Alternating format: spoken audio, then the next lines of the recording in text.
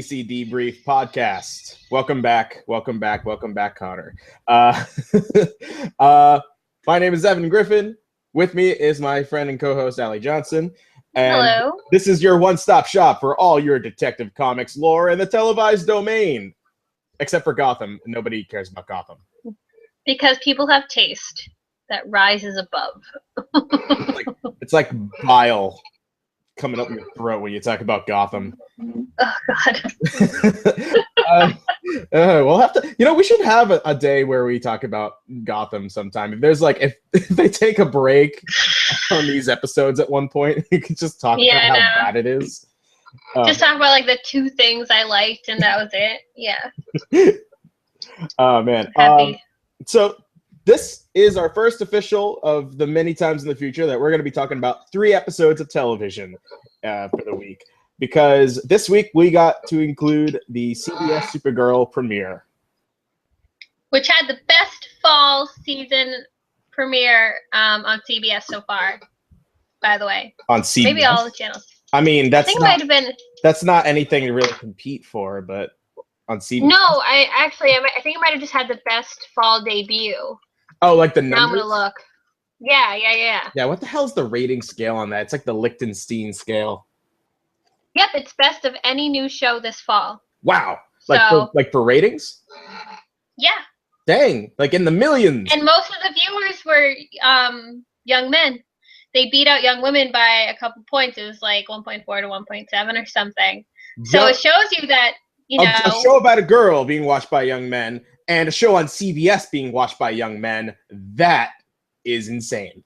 And a show with a strong feminist message, which they might not have known going into it. So I guess it'll be more telling to see episode 2. But yeah, it's up to a really, really fantastic start, all things considered. Yeah, you want to roll into your primary thoughts since you got to do the formal. Sure, and I mean the fact is also it had the Big Bang Theory lead-in, so it did have it had help with that kind of ratings juggernaut.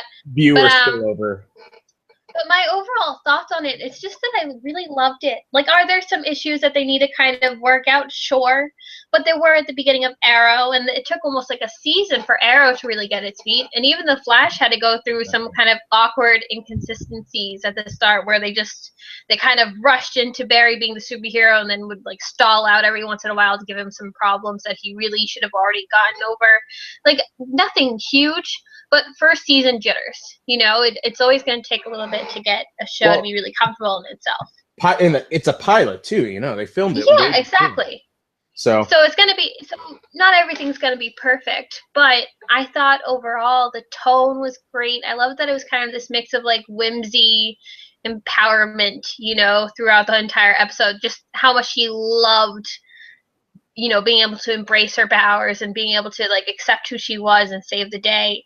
And I thought the lead actress, Melissa Benoist, was fantastic. I think she really, really embodies that kind of playfulness without, making it too much of a parody. Yeah. I really think she understands it. What I felt about it was there were 3 very specific things about the episode that I by and far loved more than anything else. Namely was the show being centered around her. She is so believable in the role, and she's super sweet and likable and awkward and kind of coming into her own and in her confidence as an adult, right? But you also, the effects for a show like this need to be believable, and obviously they take some pointers from The Flash, but man, those effects were actually pretty good. And specifically, they have a bigger budget too. Well, specifically the scene where she saves the plane, I was watching that completely in awe, where I'm this kind of puts the moment where Brandon Routh saves a plane in Superman Returns, kind of puts that to shame, because it really kind of got that dramatic tension. It got a couple of stunts in there, a couple of character moments. It really had a gravitas to the moment, and obviously she has I love that heroic moment of her standing on the wing of the plane with all the lights, spotlights down on her. Somebody snagged a really damn good Instagram picture from that plane. Right? But I really love that moment too, and it's funny that you compared it to Brandon Routh's Superman moment, just because I think of anything recently, her Supergirl probably most closely resembles the tone of that Superman Returns movie. Yeah. Back to the original. Like in the fact that Brandon Routh kind of had more of a classical feeling to him, even if the movie around him was hokey. Mm-hmm. So I don't know. I wish he could have shown up on Supergirl as Superman. Well, I was watching Missed opportunities. Because throughout the episode, and it gets a little tiring hearing them talking about Superman instead of her, but that's all, you know, they're building the lore. But I was watching it feeling like she could be the cousin of the traditional Christopher Reeves Superman. It had that kind of tone with it, and I'm actually really comfortable with that. I like that. Yeah, no, I do too. I think the tone of the series so far is probably the best thing about it, in all honesty, because it like The Flash gets the tone of what being a superhero show needs to be, to make it not all like gloom and doom. And I think Ali Adler being on as a showrunner, and like the point of view of making it a show about girls for girls, is going to do wonders for it. You know, I mean, again, just as as a fan myself and as a feminist, you know, it was really exciting for me to see somebody who, like, you know, if I was 12, I could look up to. And I think for little girls to be able to like watch this show, or maybe not little girls considering some of the violence, but you know, preteens and teenage girls, to be able to see a character who kind of embodies themselves, I think that's really important. And to be on a show that gets the like light tone of voice that it needs, and still has the girl kicking ass and having all the, you know, she's getting hit on just as much as the guys are, you know, in their fights. So I think it's gonna be really important. I'm really curious to see how the show goes on. You mean yeah, I know. I realize the wording. I was just making sure. Yeah, no, because that specifically stuck out to me too. Do you mind though if I just point out a couple of things that bugged me? I'm not going to take anything away from the episode. You can, because we like the tone. There are wrong things. Yeah, there are things that weren't great.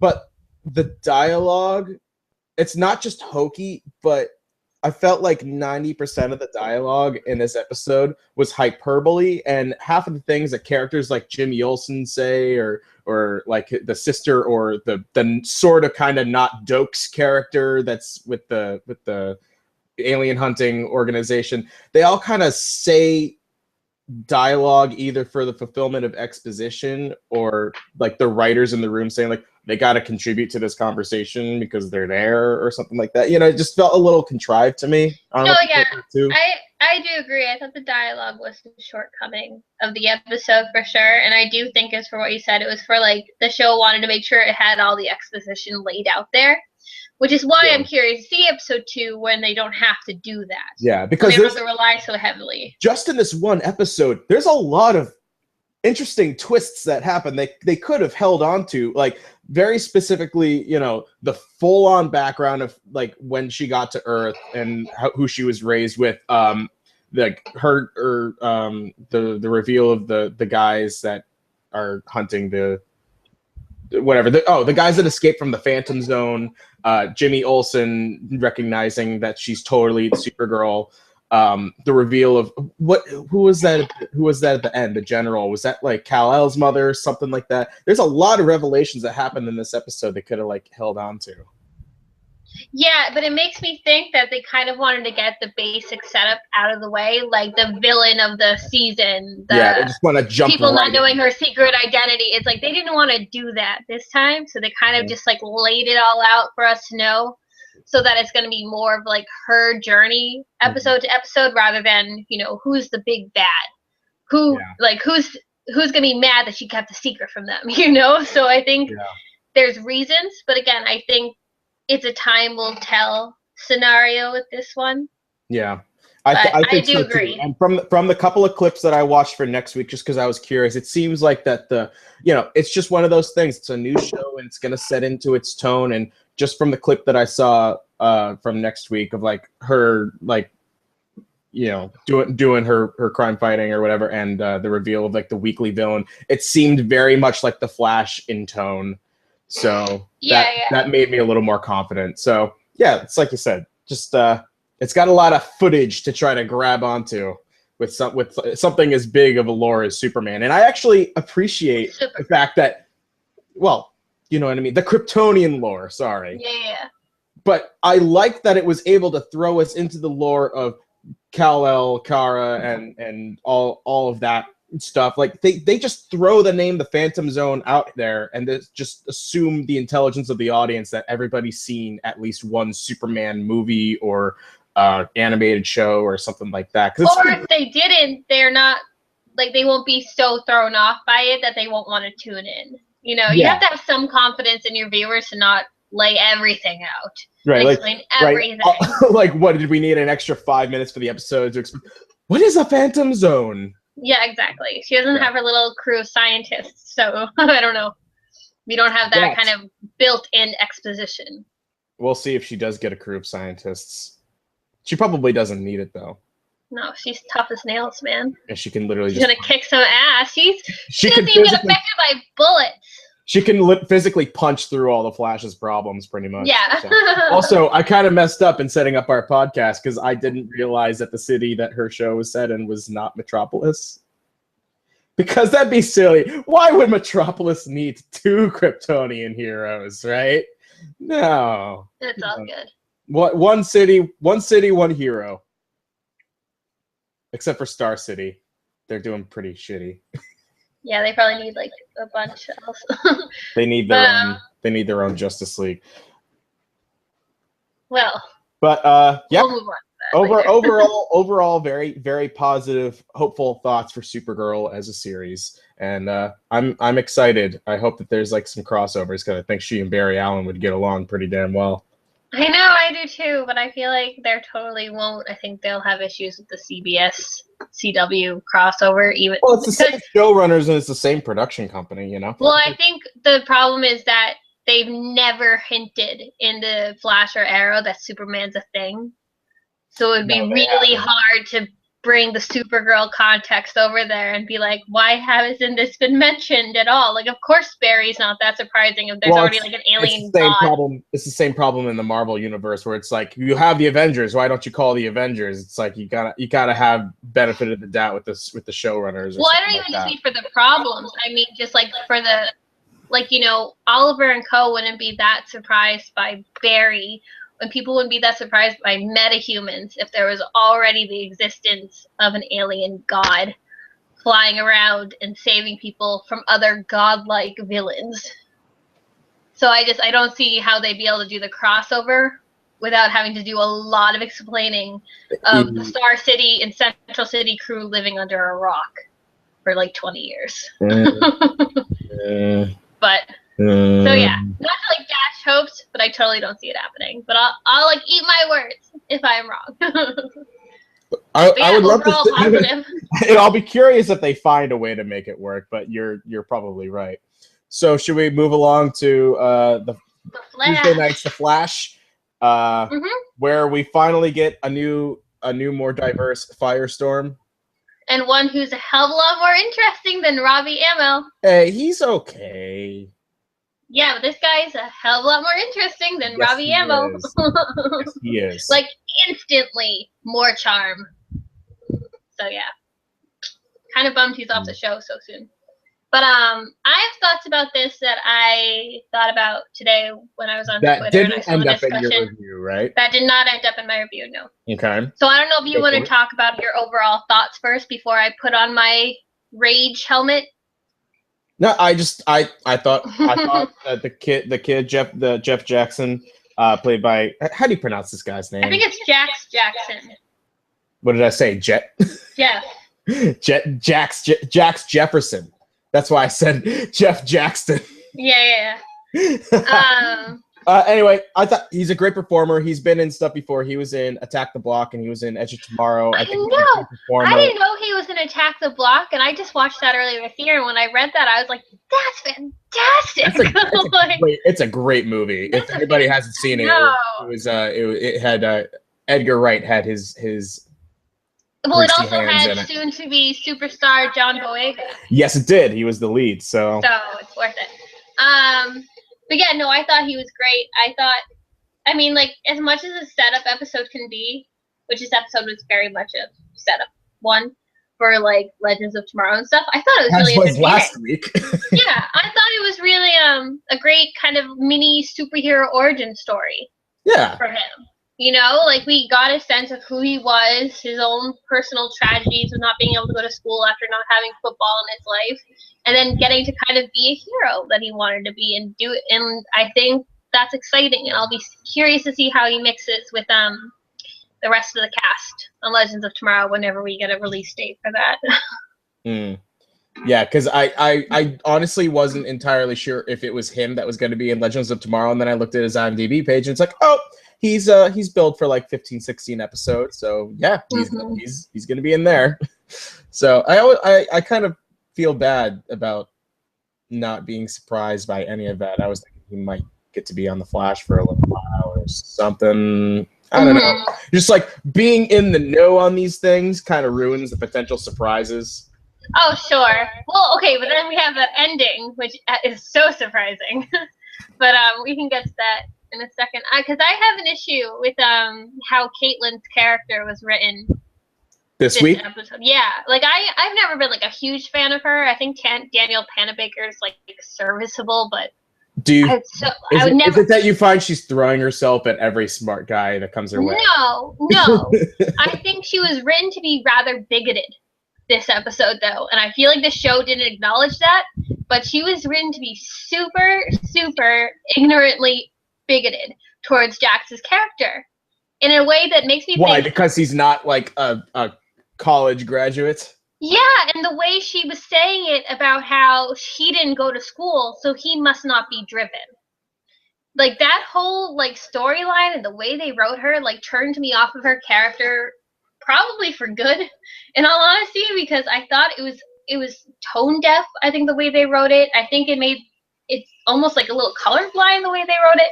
And again, this is like I saw two girls discussing it on Twitter today, and just about how the show does a relatively good job with their characters of color, like with Iris and Joe, and they genuinely do a good job for the most part.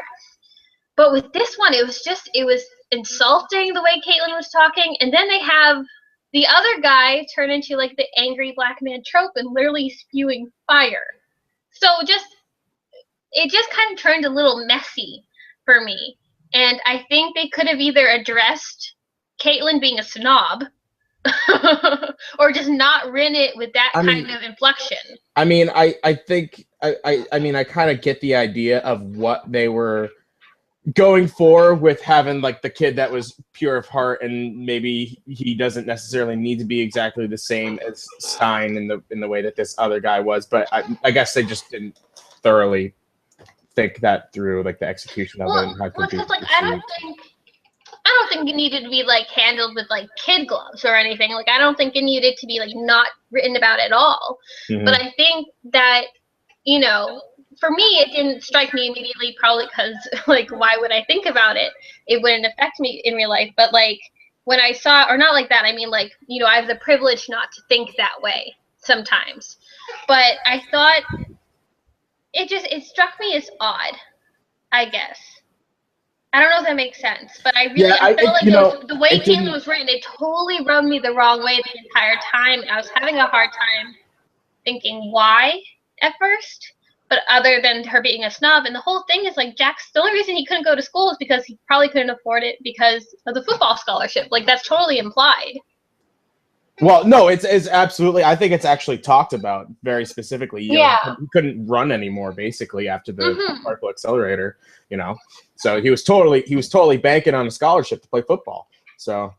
Yeah, so I don't know. I think for a characterization like that, they need to either explain it, or like maybe handle it a little bit more delicately than they handled it with Caitlyn, or have somebody just point blank call her out. Now here's a suggestion. Like, hey, just because he didn't go to school doesn't mean he is not driven. Now here's a suggestion, and it's not an excuse for her to be written in the way that you're talking that she is. Yeah. But do you think they're maybe trying to make her a little more detestable so they can turn her into a villain?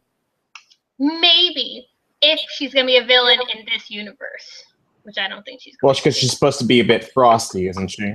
I think she's going to... My theory is that's going to be the Earth 2 Earth 2 Caitlin. Yeah, she'll realize the errors of her ways. No, I think Earth 2 Caitlin, like the alternate universe Caitlin, is Killer Frost. Yeah. I think it's a way for the, showrunners to have their cake and eat it too, in a way. But yeah, no, I don't know. That never really. I mean, we'll see. We'll see if that pays off in a way. No, yeah. So I definitely think. I don't know if it was purposeful, and I think it probably very much wasn't purposeful at all, and it was just a little bit of weird writing. But it just struck me the wrong way. Nothing. I mean, it was just, and I never liked Caitlin that much anyway, so it's not a huge deal. But. Mm-hmm. But yeah, so what are your other thoughts? Did you like the episode overall? What are your thoughts on Patty? Yeah, well, more than as every episode goes on, the more she interacts with Barry, I like her more. Like I genuinely do. But I was really curious about what the whole point of Joe having a conversation with Barry about her was this week, because are we supposed to be getting an indication that Barry's moving on from Iris? Or is it that Joe thinks he should be moving on from Iris? I think the idea is that he should be moving on from Iris. I don't think the show has dropped them as, like, the end game couple yet. Yeah. But I'm afraid it's going to go the way of Felicity.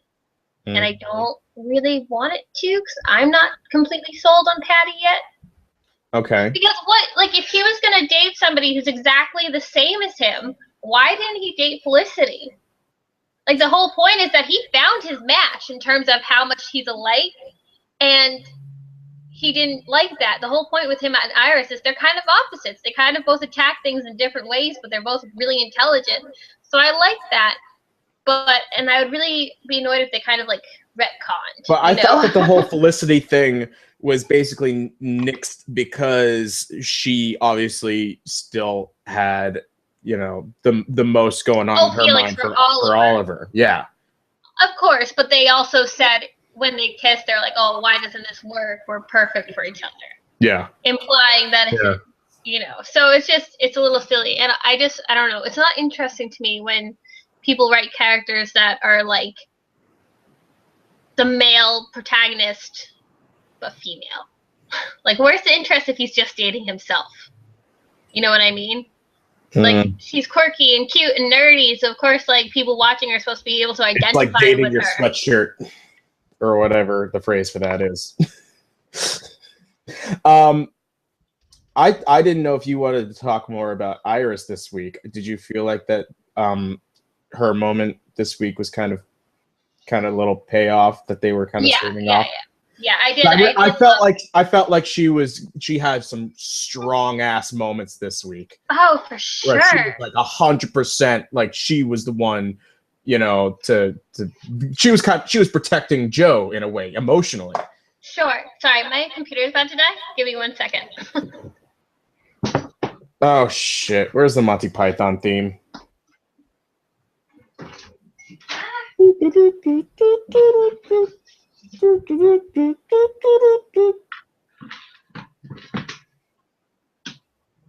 Okay, here we go. Oh goddamn! You made me miss it. I should have had it at the ready. I should have had the intermission at the ready, Allie. Hi, sorry. That's okay. But I should have just done a fake ad read. Turns out we too are sponsored by DraftKings. Don't gamble, kids. Sorry. Okay, Iris. Yes. Yeah, she was fucking awesome this week, man. I mean, obviously you had your issues with it last week, but I felt like that paid off 100%. I felt like. Yeah, I mainly had it just because, like, the actress tweeted a photo last week of the episode of her and Barry talking, and that never happened in the episode. Oh, so I was like, oh, like, it must have been a big scene for her to, tweet a picture about it. So yeah, that's why I was like, what happened? But I did like all of her scenes this week were great. Candace Patton is a really strong presence of an actress. Like, she has a tough energy that it makes me think she can, like, withstand all the shit that just keeps getting thrown at her. And I loved when she was like to Francine, like, I totally didn't expect that ending. You know, usually when like the dying parent comes back, they try to make amends. And she was like, you know what, you're dying. I understand. It's like the complete. I cannot trust you. It's like the You're complete not in my opposite of Barry's situation, where he's desperate to have his real dad in his life, and his real dad's like, no cost. Yeah.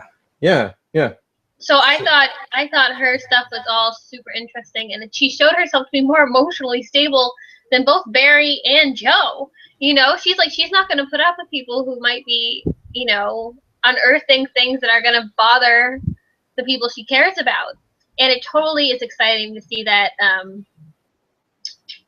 Wally West is on his way.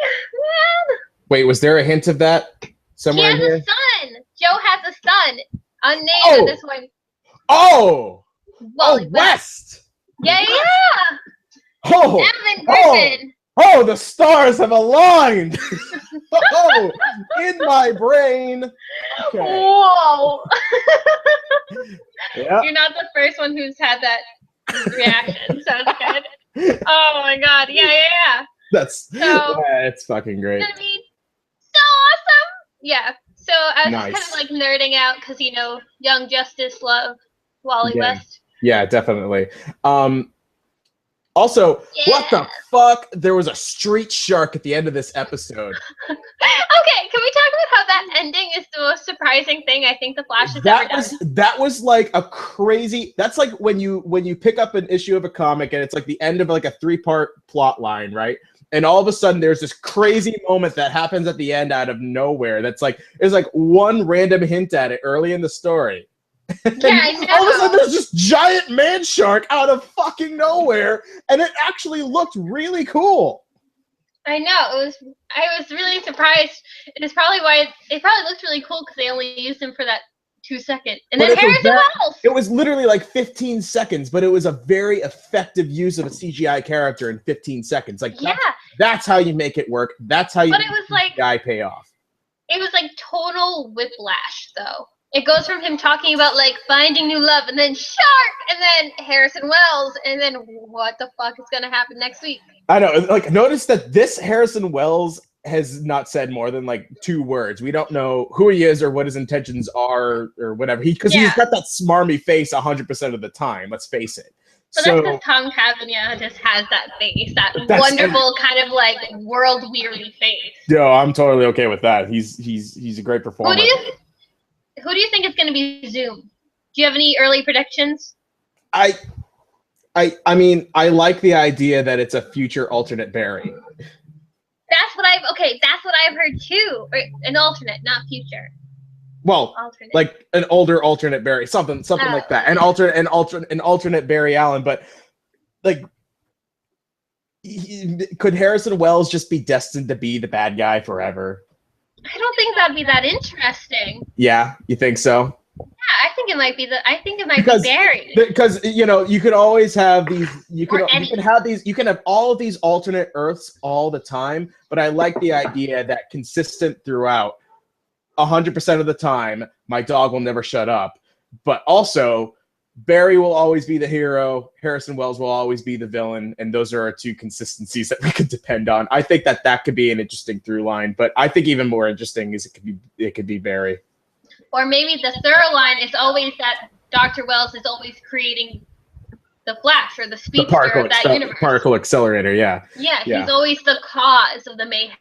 Well, but the thing is, Jay Garrick became the Flash through a completely different event. I know, but I mean, like, he's always causing, like, the big change, I guess, like the Flash or like Zoom. I got But no, I know what you mean. Yeah, we were holding out for it, but that man shark, that was the moment of the episode. I know.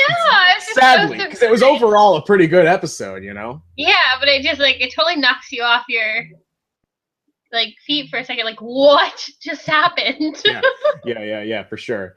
So I mean, do you have any other thoughts about this episode of The Flash before we move on to Arrow? Nope. No. That was it, really. That's pretty much it. So this episode of Arrow, I don't know if you got to check out my review, but I skimmed. You didn't seem to like it. I don't know if you did, but the center of liking it for me was through Paul Blackthorne. He gelled all of the Quentin Lance gelled all of the primary plot lines of this episode, and it was written together in a really smart way, and actually pulled up some really like game-changing events here. And it's funny how I genuinely forget every time through this series, things always kind of circle back around to that dynamic between Quentin Lance and Oliver, because they were just constantly butting heads because Oliver made so many stupid decisions and they genuinely affected his life, you know? Yeah, and you know, like, let's give some credit to the director of the episode, Lexi Alexander. You should follow her on Twitter. She's great. Okay, I follow the writing staff on Twitter, so she's great. She talks very vocally about like sexism in the industry and women directing like superhero stuff and whatnot. Sure. Okay. She nailed the tone of. Oh, by the way, I can hear myself. She nailed the tone in the scene between Oliver and Lance in Lance's living room when Oliver's like, you know, I've gotten used to you looking at me with like disgust and contempt. How does it feel to be on the receiving end? Because there is no circling around it. You know, the fact is Lance screwed up. In a moment of weakness, he messed everything up. And now they have to deal with it. And, you know, It was a moment of vulnerability. And I love that Oliver shut him down. He's like, stop using your daughters as a shield against your mistakes. And he didn't even know. That's the thing. It tied back into his daughters, and Oliver doesn't even know about Sarah yet. So he's just sitting there completely distraught. Yeah, so I think it's so interesting to see that dynamic. Makes me think 100% that Lance is the one to bite it at the end, which sucks for the Lance family. But yeah. It sucks for the show. I know. He's probably really the strongest performer in the cast. And he gets the most ridiculously like heavy-handed dialogue too, and he sells it. Yeah. So I really like him. I thought his storyline was certainly the emotional center. Every discussion so far this season about the stability and the disparity of Star City, it's like, unless it comes from him, it's not sold to me, you know? Yeah. Like, because that's what it all circled back around to. Because when you think about the finale of this episode, these sort of cops but not cops or whatever, the freaking stupid. It was a dumb like antagonist for the week, but the anti-vigilante task force, between her choking out Oliver and him there and Lance sitting there, it's like all three of these characters that are opposing each other by the end of this episode, they all are convinced I'm the good guy. I'm doing the right thing here. And that's the moment where you realize that things are kind of at their darkest, is where people are these are moments of self-preservation going on because they believe they're doing this for the greater good of the city. When, you know, you got Damien Dark sitting there like, perhaps. Yeah. No, I know what you mean. It wasn't most interesting, but I thought it was a good way to just like, tie in the overall idea of the series, which is a city imploding in on itself. Yeah. And plus, you know, we get to the point where now Oliver knows, because he and Felicity catch him talking to Dark, right? So now we got Lance working as a double agent, and that could play out really well. Which is a lot more interesting than us having to go through the season knowing that Lance is on the bad side. Yeah, it's moving things along at a quick pace, which is good.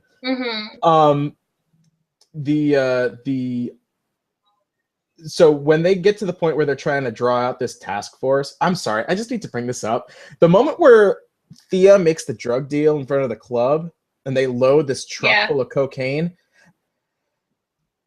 Allie, that's a lot of cocaine.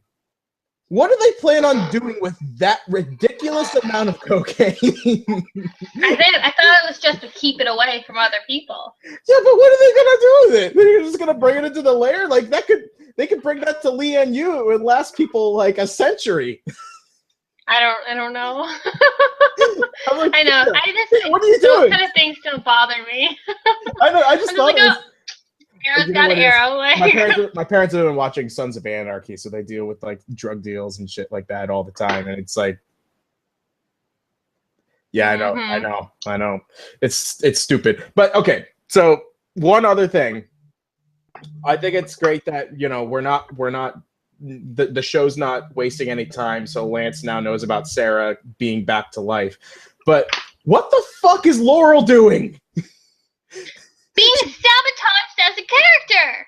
Well, that's what. Yeah, it's like, this looks like it's a moment out of Buffy the Vampire Slayer or something like that. She keeps saying Sarah needs more time. She's bringing her sandwiches. She's bringing her photos. She's doing, like, you know, like memory jogging exercises. But, you know, you want your sister, you want to believe that your sister is a human being. How about you let herself believe that she's a human being by taking her out of a cement chained pillar in a basement? I mean, my assumption is that she's dangerous to people, and that's why. But yeah, no, it's definitely hard to see Laurel's point of view. I mean, in one sense, it's not, because, like, as a sister, it's kind of like, well, yeah, no shit, you're gonna do whatever the hell you need to do. But on the other hand, the way they're writing her to be so, like, I don't know, like, naive, it's contrived about it. Yeah. It's out so of it's like she's so much smarter than this. Yeah. But again, we know that Constantine is coming next episode, so we know things are going to be righted. Now, I can't remember. Is that the same actor that was in the show that got canceled? Mm-hmm. Okay. And I didn't watch a single episode of that. Neither did I. So we'll see how this goes. But I'm sure he was great. I've heard the show actually got a lot better, so that people were bummed it got canceled. Yeah. But my knowledge of it is pretty slim. That's all right. I don't know if I'm going to be able to handle more than 4 superhero shows going simultaneously. Really? You're not going to watch Jessica Jones? Well, that's like that. Look, the Marvel Netflix thing, you can cruise through those in a weekend. You know, that's a whole other thing. I'm talking about scheduling it for yourself week to week. Yeah. That's a whole different experience. You make time, man. You do. Yeah, no, I just wanted to bring that up because I you know, the Laurel thing has been pissing both of us off. Yeah. So it definitely has. Yeah. What was the other thing? Oh yeah, the whole Ray message to Felicity. It kind of ruins the whole emotional gravity of it for Felicity because we know he's gonna be alive. Yeah, I know. Again, it's like we didn't know all these things. I know. I'm sure there are some viewers who don't. No, I'm sure there are people that tune into Arrow and only Arrow, and they don't even know anything that's going on with everything else, and they think that he's dead. Yeah. Yeah. Good call on that being from Ray, though. On the shit, man. All that kind of crazy metadata. What do you think was on that message? Oh, I don't know. I thought it might have just been something like heartfelt. I didn't think. I thought it was like, you know, he's like counting his grocery list, and then he blows up or something like that. No, it was when he was working on everything. Oh, like Felicity, I have something to tell you. I saw Ant-Man this summer, and I thought shrinking was a great idea.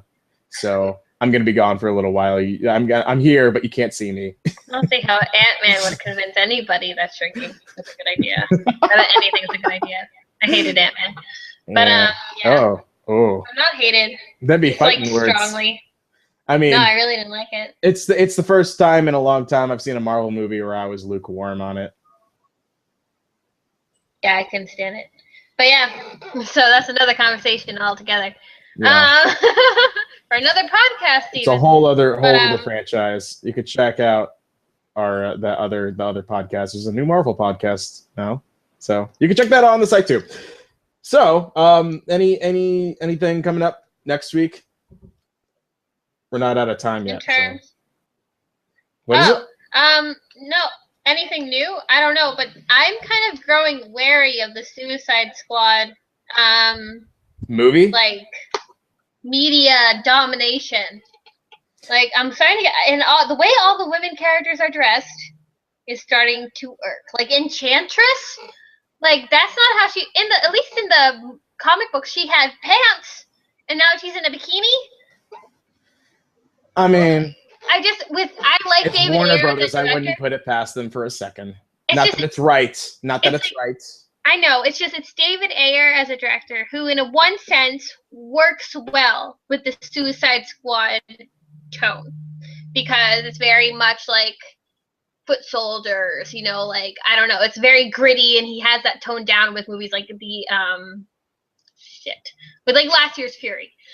But he also, all of his films are very much male dominated, macho. Like, I'm worried that he won't know how to direct women. And the way I've seen Enchantress or Katana or even Harley Quinn, I'm really worried about how, Harley Quinn's going to get into her state of mind in the first place.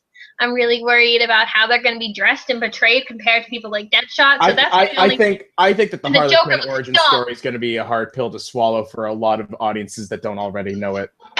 Yeah. So I'm concerned. And I'm also weirded, like, there's more marketing for this movie that's 10 months out than there is for Batman versus Superman. I think because Batman versus Superman, they're holding out on the next trailer, and they don't want to like put out too Maybe. much shit. But it's seriously like, Suicide Squad should not be getting this much. People are going to burn out on it if they keep it up at this rate. And the Joker looks dumb. Newsflash! What? Well, Stop the fucking presses! Cool. Some people think he look cool. Don't be like. No need for sarcasm, Evan. But yeah. So I'm the movie universe of DC live action still holds some trepidation for me, but it looks fucking dumb. Yeah, except for Harley Quinn. I think Margot Robbie will do really well with her. I wish it was just like a Harley Quinn movie. Unless she's given terrible dialogue. But she's such a good actress. You think she can salvage it, right? Yeah. I don't know. And then the whole thing about her being in a romance with Deadshot or something. It's like, what? So yeah, that's my other news. That's all I read about for DC this week. Yeah, there was something, but I forgot it. So if I remember it, I'll bring it up next week. So yeah. Thanks for joining us. This has been the TYF DC Debrief podcast. You could check us out if you didn't find us on these outlets. We're on our YouTube channel, TYF Official. You can check us out on our iTunes subscription feed, and our hosting site is on shoutengine.com. And you can, if you got anything to contribute, you can tweet at me at evgriff42 and at Allison AJ or at TYF Official, and talk to us anytime throughout these episodes as they're airing. If we catch them live, we'll live tweet with you or something like that. Yeah. Let us know. We like feedback. We want engagement, guys. Yeah. We can't just entertain each other. Oliver Queen, we want some engagements. He's not ready for that yet. Oh yeah, social media puns. Okay. All right, bye-bye guys. Bye.